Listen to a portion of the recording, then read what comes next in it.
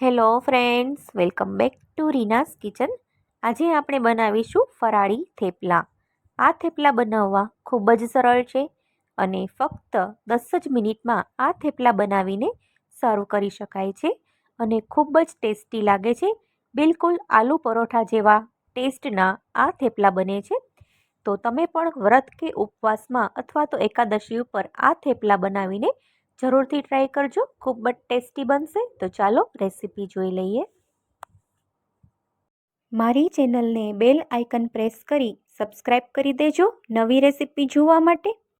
ફરાળી થેપલા બનાવવા માટે અડધો બાફેલું બટેટું લીધું છે અને બાફેલા બટેટાને 1 કલાક માટે ઠંડુ થવા દેવાનું. પછી આ રીતે ઝીણી ખમણીની મદદથી આપણે બટેટાને ખમણી લેવાનું છે. બટેટાનું ખમણ ઉમેરવાથી રાજગરાના પરોઠા બિલકુલ સોફ્ટ બને છે અને ટેસ્ટી બનશે. હવે સાથે 2 ચમચી જેટલું દહીં ઉમેરવાનું. દહીંથી થેપલા એકદમ સોફ્ટ બનશે અને સાથે આદુ મરચાંની પેસ્ટ ઉમેરવાની. એનાથી થેપલાની ફ્લેવર 100 ગણી વધી જાય છે અને સરસ કોથમીર ઉમેરશું. કોથમીરથી થેપલાનો લુક સારો આવે છે અને ટેસ્ટ અને ફ્લેવર વધે છે. સાથે 1 ચમચી તલ, સ્વાદ પ્રમાણે મીઠું અને થોડી હળદર અને થોડું લાલ મરચું છે એ ઉમેરવાનું છે અને ચપટી તીખાનો ભૂકો ઉમેરવાનો છે. તીખાનો ભૂકો ઉમેરવાથી આ રાજગરાના થેપલામાં ખૂબ જ સારી ફ્લેવર આવે છે. તો બધી જ વસ્તુને એકદમ સારી રીતે મિક્સ કરી દઈએ.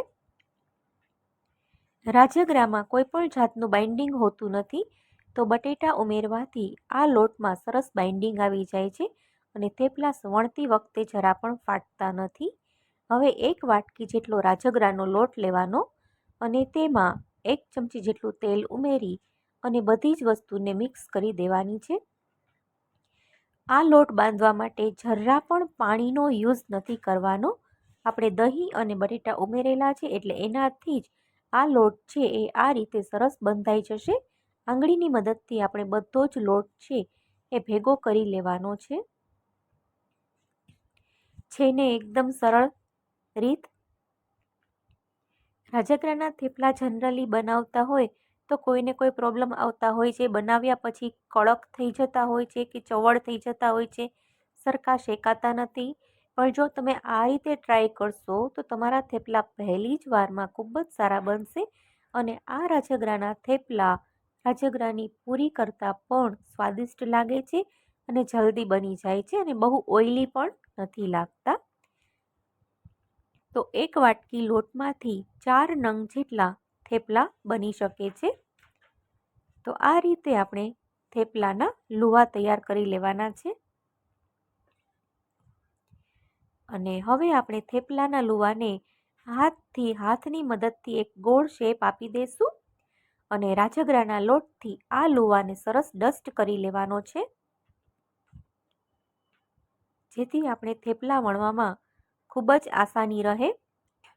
રાજગરો છે એટલે જરા થેપલું તો ફાટે જ, પણ હું અહીંયા એવી ટ્રીક બતાવીશ કે થેપલું છે એ જરા પણ ફાટશે નહીં અને એક સરખો રાઉન્ડ શેપ આવશે. તો હળવે હાથે જરા પણ વજન આપવાનો નથી.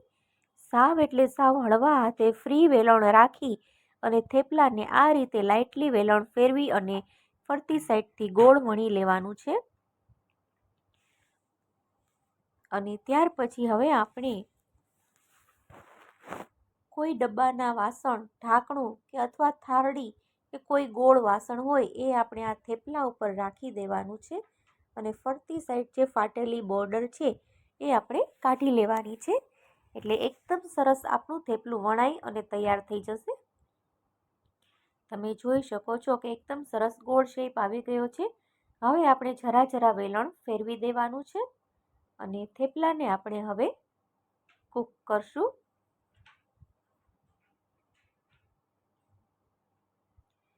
મેં અહીંયા પહેલેથી જ ગરમ લોઢી કરવા મૂકી દીધી હતી. હવે આપણે ગેસની ફ્લેમ સ્લો ટુ મીડિયમ રાખી અને થેપલાને ચોળવી લેવાનું છે. તો 1 મિનિટ માટે એક સાઈડ શેકાઈ જાય ત્યાર પછી 1 ચમચી જેટલું તેલ ઉમેરવાનું અને બીજી સાઈડથી પણ આપણે થેપલાને શેકી લેવાનું છે. તો આ રીતે રાજગરાના થેપલા શેકવામાં આવે છે. તો બંને સાઈડ 1-1 ચમચી જેટલું તેલ છે સ્પ્રેડ કરી અને થેપલાને પલટાવતા જઈ અને આ રીતે શેકવાનું. આ થેપલા ખૂબ જ ઝડપથી બની જાય છે અને ખૂબ જ સ્વાદિષ્ટ બને છે. તમે એકવાર જરૂરથી ટ્રાય કરજો. જો ક્યારેય આ રીતે તમે રાજગરાના થેપલા ના ટ્રાય કર્યા હોય તો ચોક્કસ એકવાર ટ્રાય કરજો. અને તમે મારી રેસીપી ક્યાંથી જોઈ રહ્યા છો, તમારું નામ શું છે, તમારા ગામનું નામ શું છે, એ મને કમેન્ટ સેક્શનમાં જરૂરથી જણાવજો. હું તમારા બધાની કમેન્ટ રેગ્યુલર રીડ કરતી રહું છું અને તમારી કમેન્ટ્સના આન્સર પણ આપતી રહું છું. તો પ્લીઝ કમેન્ટ કરવાનું ના ભૂલતા અને તમને કોઈ પ્રશ્ન હોય તો પણ પૂછી શકો છો.